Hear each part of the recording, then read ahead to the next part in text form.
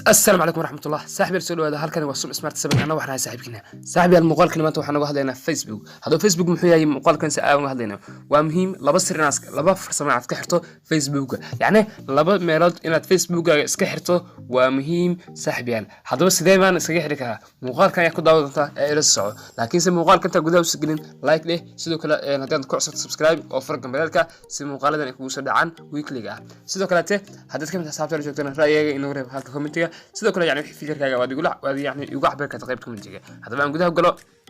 muuqaalkan ku saabsan Facebook oo ah laba yani farsamo iska xir okay soo far Facebook marka soo farto halkaas sare aad ku fiduntaa saddexaas waa weedi doontaa ka bacdi waxaad ka dooran doontaa halka ku qoran setting and privacy halkan ku calaamad ay dooran doontaa setting and privacy marka aad doorto halkan waxa ka dooran doontaa setting ay ku qoran tahay waa wadaysaa yani hoos ayaad wadaysaa marka xaga soo dooratay hoos markaas aad u sii wada saaxiib waxaad dooran doontaa profile and tagging halkan ayaa dooran doontaa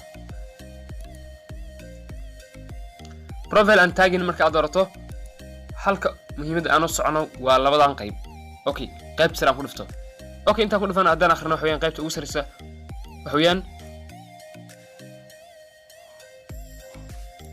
who can post on your profile يعني يا بروفيلك يعني wax ku soo post garay kara hadii aan arintayda ay noo sharaxayaan tagging in yani wax lagu istaagalay sawir ayaa lagu istaagalay aadan ka helin sababtoo ah sawir yani markaas aan yani muhiim ahayn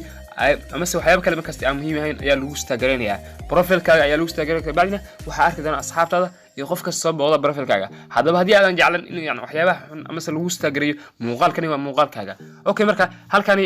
who can post on your profile only me ayaa dooran doontaa halkan fardhi sayid ay ka qaad oo waxa ka dhigtaa only me يعني أنا كلية كديجو ما قلتي أوكي مركا أوكي حاجة نسكيبه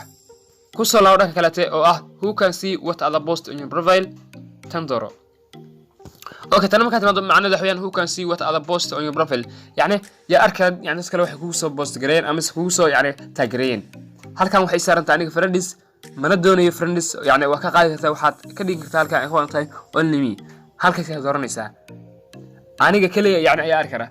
waxaa jira dad runtii yani dadka ku soo taageeray waxyaabo madxoon xun markaas aan muhiim ahayn ama indhaha yani aan fiicnayn hase ahaatee muuqaalkani marka daawato waa ka hortagi doontaa waxyaabahaasi dadka ay ku rabshan doonaan halkan waxaad dooran doontaa only me